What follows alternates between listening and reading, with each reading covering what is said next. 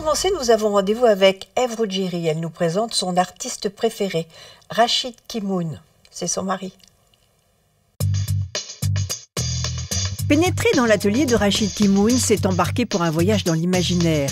Avec Ève Ruggieri, spécialiste de musique classique, ils sont unis par l'amour de l'art et par l'amour tout court.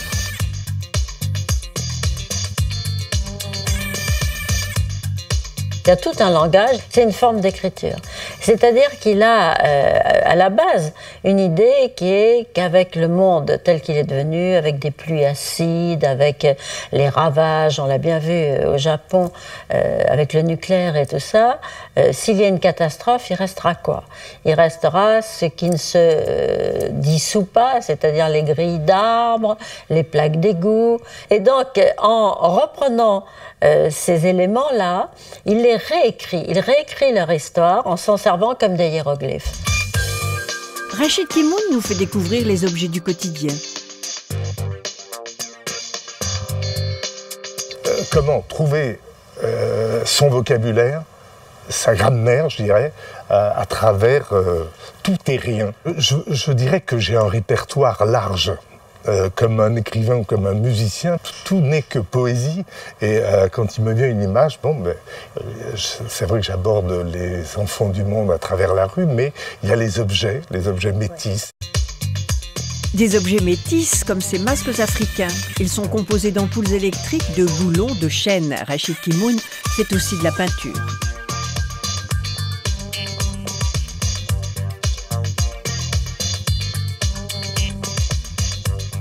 Est-ce que je préfère la sculpture ou la peinture? Je dirais que je préfère ce que les gens ne voient peut-être pas à première vue et que moi je vois dans les esquisses, c'est-à-dire le dessin.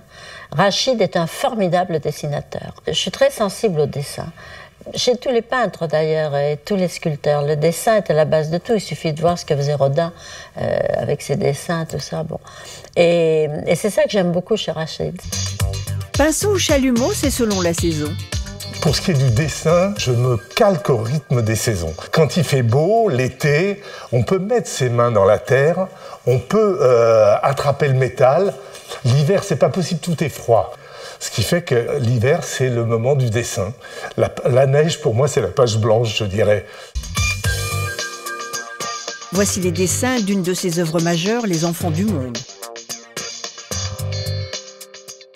Ça n'a plus rien à voir avec la sculpture, c'est un autre univers. C'est vraiment... là, c'est un fusain, par exemple. Bon, voilà, j'aime dessiner au fusain, comme j'aime la sanguine, comme j'aime la peinture. Pour moi, je ne dissocie pas, il n'y a pas de frontière entre la peinture, le dessin, la sculpture. Voilà. Les Enfants du Monde, ce sont aussi des bronzes monumentaux.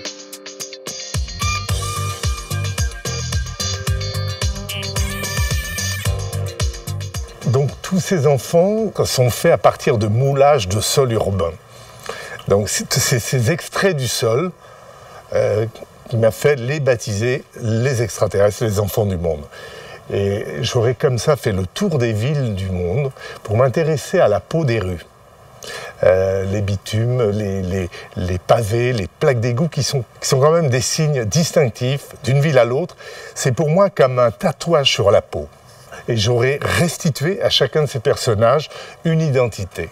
Et c'est le même thème de l'eau, de l'air, et qu'on soit à Dubaï ou à Shanghai ou à Paris ou à New York, je veux dire que le message me paraît clair.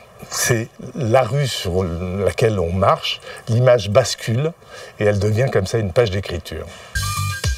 Des œuvres exposées à Paris, Abu Dhabi et Shanghai notamment. Alors facile la vie d'artiste. Alors, oui, non, c'est pas facile de vivre avec des artistes, mais c'est exaltant parce qu'il y a les surprises. Quand j'ai vu arriver cette table, qui est un prototype, je trouvais ça tellement incroyable. D'origine berbère, Rachid Kimoun a grandi à Aubervilliers, une cité ouvrière. C'est là qu'il a installé son atelier. Son travail se nourrit de cet héritage métissé.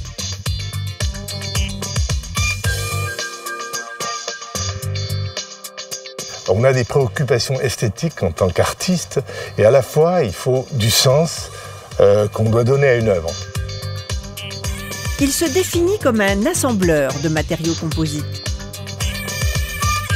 j'aime cette idée d'objet métis, le bois, le fer, le bronze, la pierre, mais quand il faut assembler, c'est très difficile. Voilà, ça reste très précieux, très méticuleux.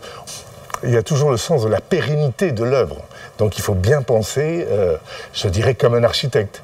Alors donc on a une idée, mais avant qu'elle ne se... Il y a tous les problèmes techniques qui d'un coup se présentent, et il faut à la fois laisser aller son imagination, mais à la fois être conscient qu'il faut que ça tienne. C'est aussi un artisan hors pair. Je dirais qu'il faut redonner vie et redonner une âme à des objets comme ça qui ont été le fruit de la main de l'homme. Donc il y a cette idée effectivement des siècles à venir, de ce qui restera de notre civilisation et le message que seuls les artistes peuvent la transcender. Tout commence ici-bas, tout finit ailleurs. Seul l'artiste peut prétendre à l'éternité.